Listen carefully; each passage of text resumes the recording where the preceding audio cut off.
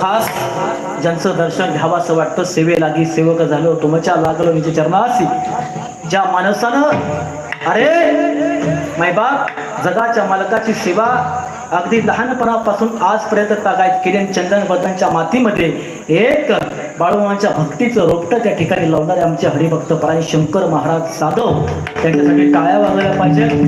खरं तर त्यांचं या ठिकाणी दर्शन घेतो. शंकर महाराज जाधव म्हणजे साक्षात बाळूमांचा एक महाप्रसाद आहे, ते या ठिकाणी उपस्थित आहेत. त्यांचं या ठिकाणी दर्शन घेऊन कीर्तनोक्ती सेवेला सुरुवात.